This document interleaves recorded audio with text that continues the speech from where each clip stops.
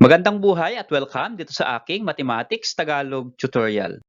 Sa video na ito ay papaliwanag ko po sa inyo on how to find the value of a, b, and c of a quadratic equation.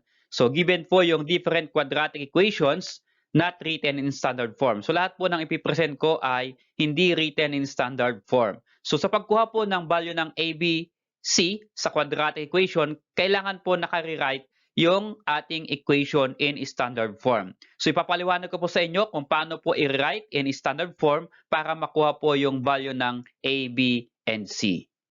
Okay, so let's start. Find the value of a, b, and c for number 1.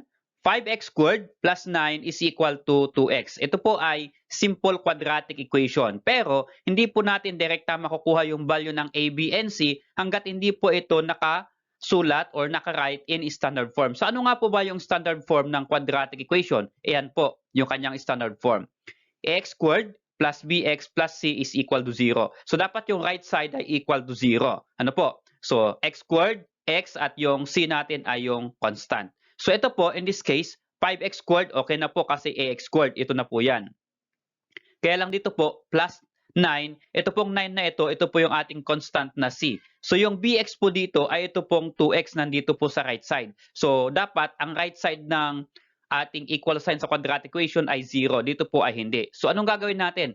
Gawin natin pong standard form ito para makuha po yung a, b, and c. Okay, so paano po? Ito pong 2x na ito ay itatranspose natin sa left side para 0 po ang maiwan dito sa right side. So gawin po natin, lipat po natin yung 2x. So dito po ay 5x squared.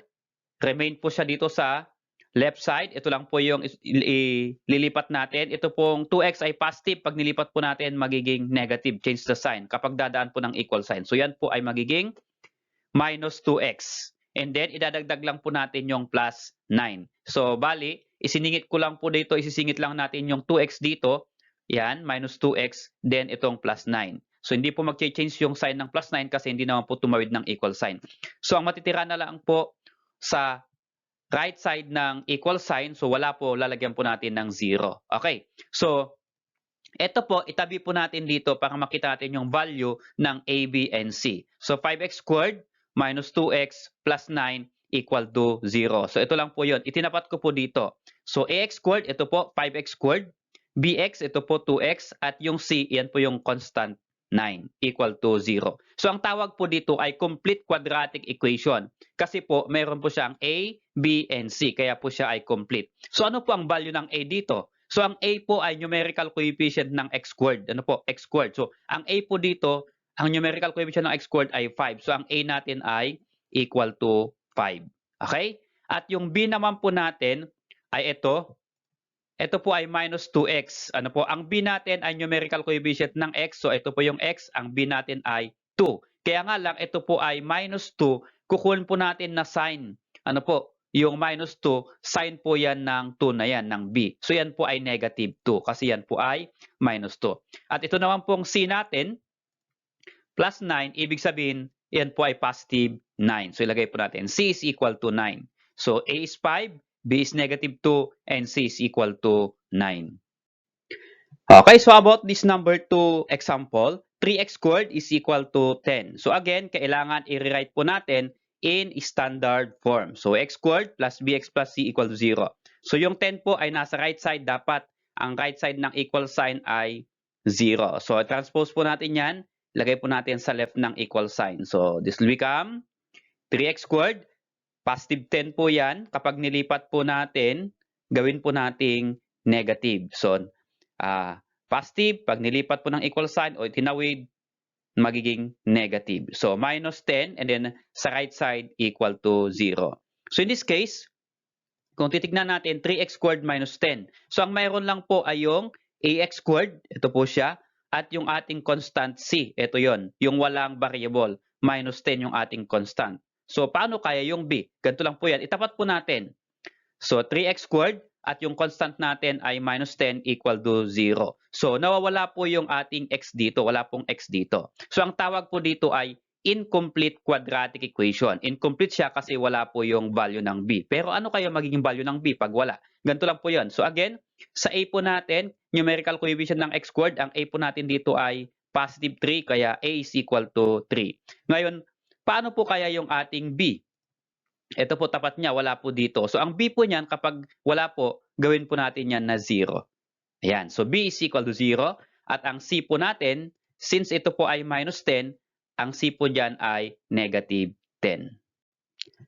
Okay, so about this number 3, 2x times x minus 3 is equal to 0. So yung ating pong equation ay, akala mo hindi po siya quadratic. But if you're going to simplify, magiging quadratic equation po siya. So ito po ay naka-factored form. So, i-multiply po natin yung 2x dun sa x minus 3 using distributive property. So, distribute po natin yung 2x sa x or multiply natin yung 2x sa x at 2x dun sa 3. So, gawin po natin.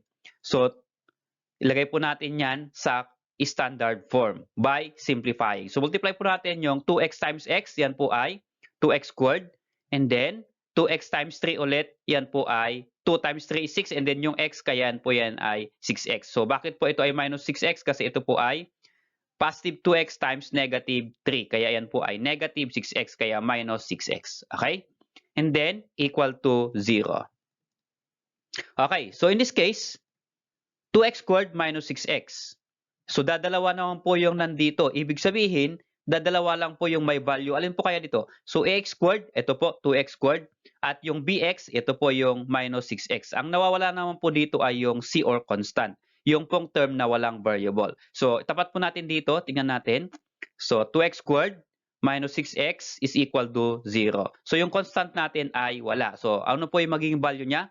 So, unahin po natin yung a. Ang a po ay numerical coefficient ng x squared. Ang a po dito ay 2. So, positive 2 yung ating a. So, a is equal to 2. At yung b po natin ay minus 6 yan. Kaya yan po ay negative 6. At yung c po natin, so wala po. So, ilagay po natin c is equal to 0. Okay, so how about this number 4 example? So, yung number 4 po natin ay naka-fraction form. So, x over 3 is equal to 7 over x minus 4. So, in this case, mahirap nga namang kunin yung value ng a, b, and c hanggat hindi po natin ito na isi-simplify. So, again, kailangan i-rewrite natin yung equation na ito in standard form, ax squared plus bx plus c equal to 0. But, paano nga po ba ito gawin? Paano nga po ba i-write in this form? Ito po ay naka-fraction. So, ang gagawin po natin, since fraction, ito po ay cross multiply po natin. Yung x, multiply natin sa x minus 4. At yung 3, multiply po natin sa 7. So, gawin po natin, unahin po natin ito, x times x minus 4. So, ayan po. X times x minus 4. And then, i-equal po natin dun sa product nito. So, this become equal to yung 3 times 7. So, simplify po natin yung left ng equal sign. Ito po muna. X times x minus 4, again, by distributive property. Ano po? So, x times x is equal to x squared. And then, x times 4, since negative 4 yun kasi minus 4, yan po ay magiging minus 4x. Okay. Is equal to 3 times 7 is 21. So, in this case, medyo malapit na po dito sa standard form. Yun nga lang, hindi po equal to 0. Ito, equal to 21. So, again, yung 21, lipat po natin sa left ng equal sign. So, yung x squared, remain po siya at yung minus 4x. Ang lilipat po lang po natin ay yung positive 21. Pag nilipat po sa kabila ng equal sign, magiging change sa sign, negative 21. Kaya minus 21. Then sa right side, lalagyan po natin ng 0. Again, this case, yan na po ay standard form. Ito po ay complete, may x squared, or may ax squared, may bx, at may constant na c. So, itapat po natin dito. Okay? Yan. So, ax squared, ito po, x squared lang. So, ano po yung value ng a dito? Wala pong nakalagay na numerical coefficient. So, pag wala po, always yan po ay 1. Pag wala pong nakikitang numerical coefficient. Okay? So, a is equal to 1. At yung b po natin dito, minus 4. Kaya ayan po ang b ay negative 4. At yung c po natin dyan, since yan po ay minus 21, yan, kaya negative 21 po yung c natin. Okay, so how about for number 5 question, x plus 2 times 2x minus 3 equal to 0. So yung given po natin ay not written in standard form. Ito po ay naka-factored form. So kailangan i-multiply po natin yung x plus 2 sa 2x minus 3. Then, write po natin sa standard form bago po makuha yung value ng A, B, and C. So kailangan po i-standard form natin para makuha po yung exact value ng A, B, and C. So ililib ko po ito na exercises. Sa end po ng video na ito ay andyan po yung value ng A, B, and C. Kaya i-post nyo po muna ito and then sagutan ninyo and then check nyo yung sagot ninyo doon sa last part ng video na ito.